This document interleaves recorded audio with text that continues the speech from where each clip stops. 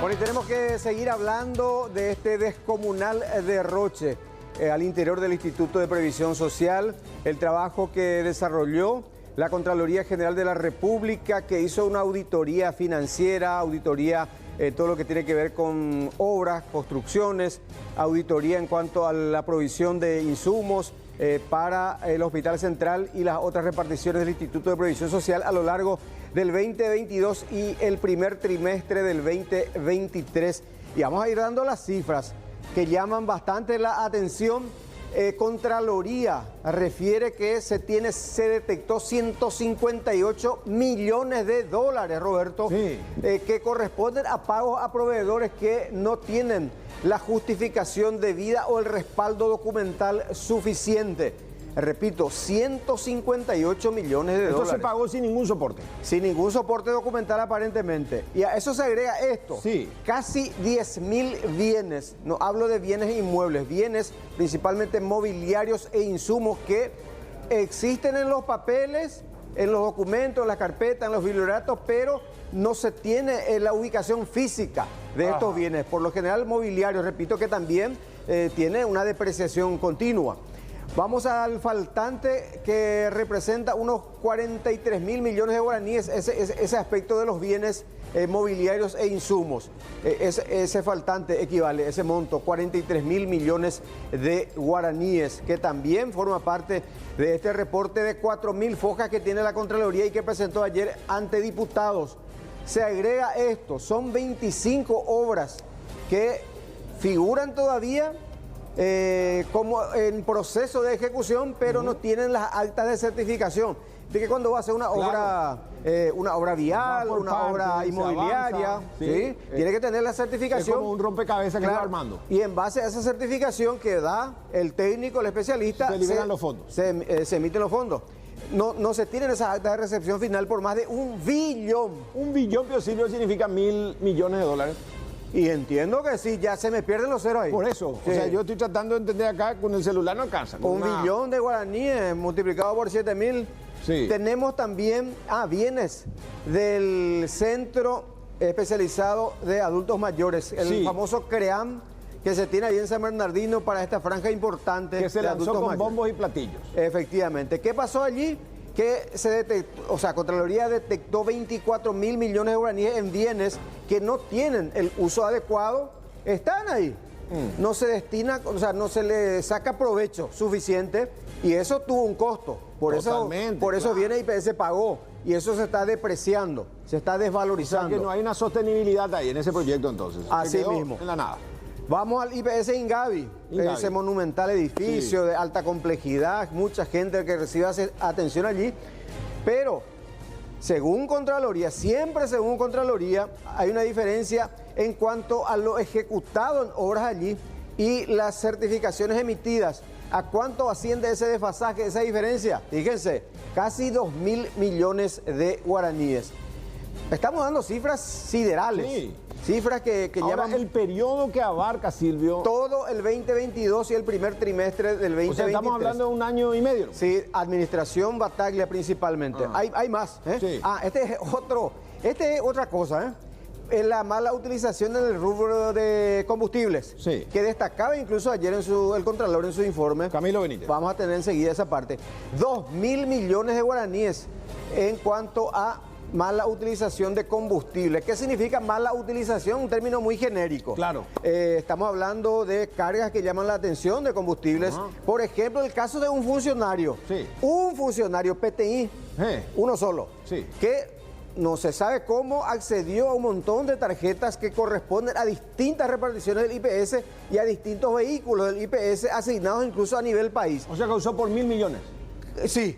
Él solo manipulando esas tarjetas de la flota Petropar, porque con Petropar trabajan, 1.000 millones de guaraníes en carga de estos combustibles.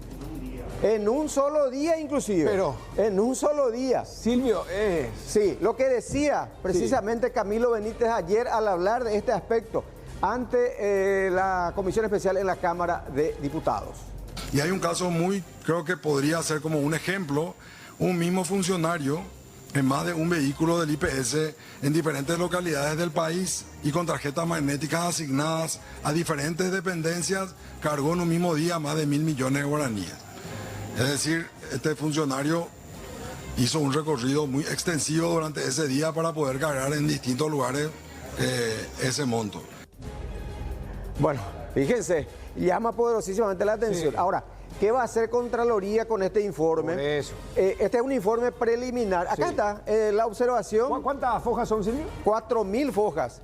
Atender la observación número 6. Dice, esto está resaltado en negrita. Dice, un mismo funcionario realizó carga en más de un vehículo del IPS, así como también a diferentes localidades del país, los vehículos. Presente, cargaba en Guarambaré, de repente aparecía en Loma Plata, después se iba a IPS, Alto Paraná, Caguazú, con tarjetas magnéticas asignadas a diferentes dependencias del IPS por un total de, yo dije 1.000, realmente son 1.059 millones de guaraníes. Realmente increíble. O sea que está la información, Silvio. Ahora lo que hay hacia dónde se apunta, va a tomar intervención la Fiscalía, el peso de este dictamen de la Contraloría, porque al final siempre nomás lo se dijo, un secreto a voces que IPS, pero es una cueva de ladrones. Y al final... Bueno, y al final vamos a ver qué pasa. Precisamente el Contralor, al término de la presentación de este lapidario informe, nuevamente resaltaba algunos otros aspectos. Es preocupante porque es una entidad que maneja muchísimos recursos patrimoniales y obviamente tiene una desprolijidad administrativa importante.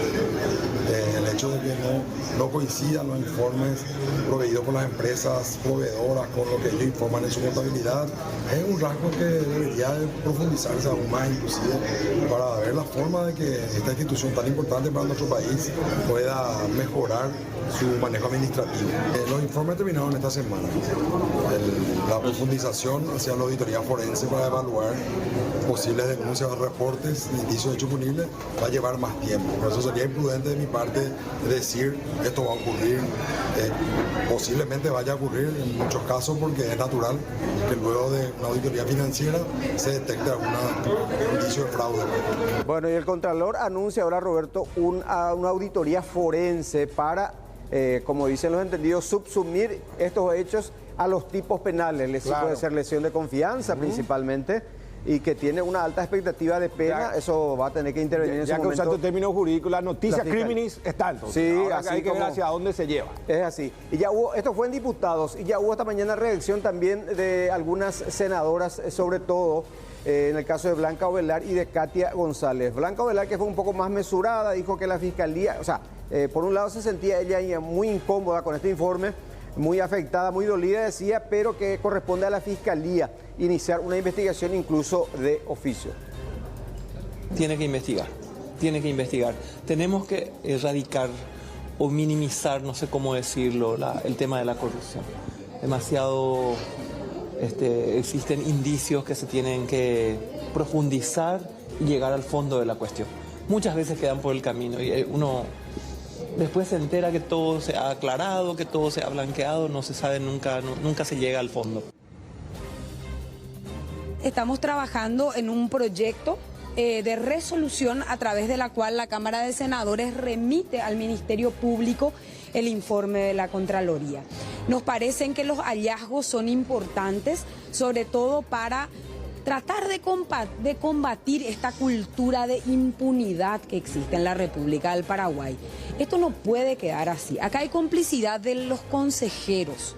Acá tenemos consejeros que representan al gremio de trabajadores, al gremio de empleadores, al ejecutivo, a la propia previsional, y no puede ser que nadie haya hecho un seguimiento serio y diga, bueno, en su consejería acá hay algo que no se está haciendo correctamente, acá hay licitaciones que se tienen que revisar, acá hay protocolos que no se cumplen, porque ¿cómo puede ser que haya pasado a cara descubierta que una persona esté utilizando una tarjeta con un claro objetivo de embolsarse con montos multimillonarios a través de los combustibles? Independientemente a la actitud que tome Contraloría, me parece que la clase política también desde las cámaras del Congreso, al tener oficialmente ese informe, no puede quedar de brazos cruzados y nosotros ya hemos resuelto en el equipo político realizar esta denuncia formal.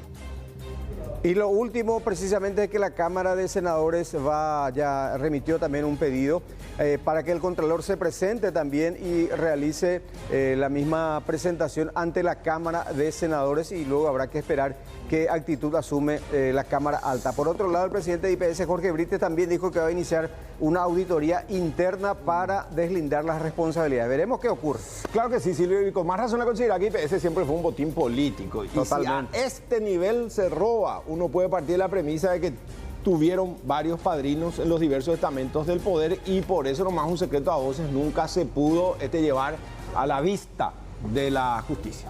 Sí, señor, porque hay un equipo multidisciplinario de autoridades allí, de distintas reparticiones, que forman el Consejo del IPS. Estamos pendientes, vamos a darle seguimiento.